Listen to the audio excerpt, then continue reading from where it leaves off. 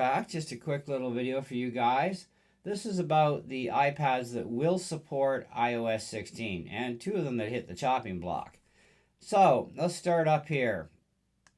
The good news is that if your iPad currently runs iOS 15, then you can almost certainly upgrade.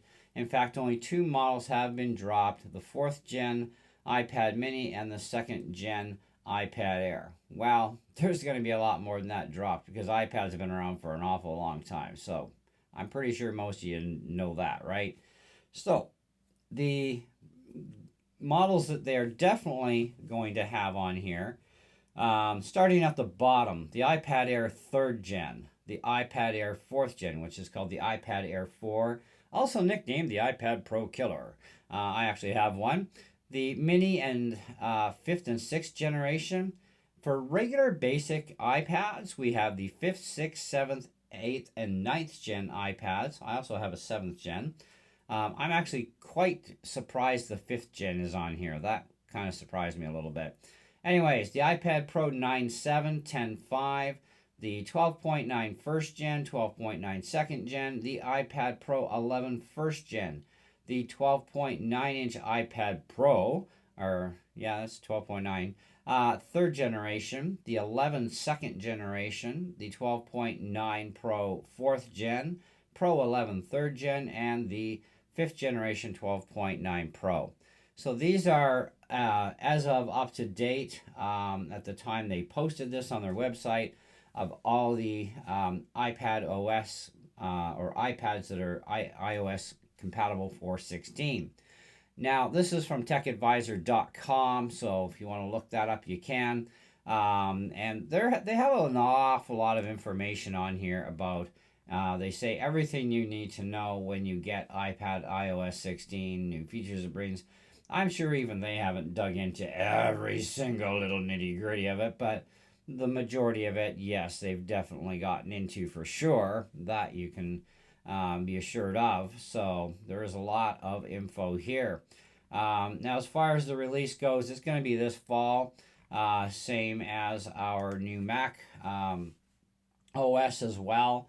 That's also going to be released this fall, and there are only specific Intel Macs only that are on that list, and not as many of you probably thought would be, considering when they're talking about model years and stuff.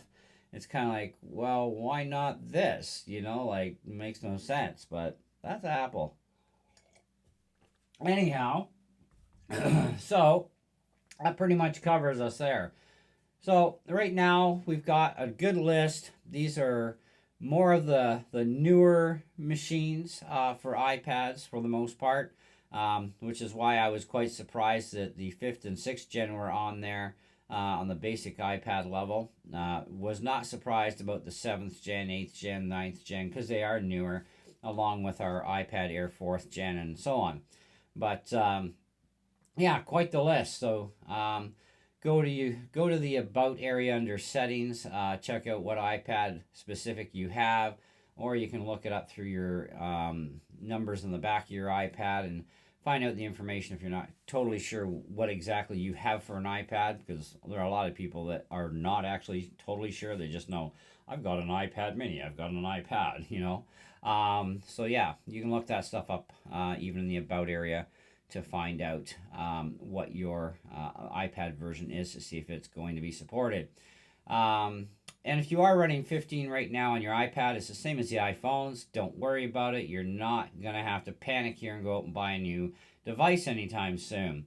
You're still going to have a couple more years left between whatever support Apple still hands out for iPad iOS 15 or the iOS 15 for the phones as well, right? So right now we're at like 15.5. They may still update another version or two for support update that way, but rest assured, security updates are definitely going to be there for a couple more years. Apple always does this. They when a new OS comes out on anything, they have maybe one or two more main updates that come through for it. Not getting you to the newest, of course, but stuff that they have to bug fix. and then it's security updates after that for about 2 or 3 years usually.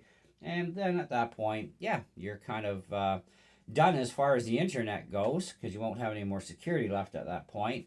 Um, but you can certainly still make use of your device in many other ways without being on the internet with it because of security issues. So it doesn't make your device a piece of junk, is what I'm saying. I mean, come on, I'm still running Macintosh computers from way back. I've got G4 and all that. I've got a really old Mac Mini from 2006. I don't use them on the internet, but I've reloaded them from the internet because that was safe enough to do through the App Store because the Apple ID thing stays protected, which is good. I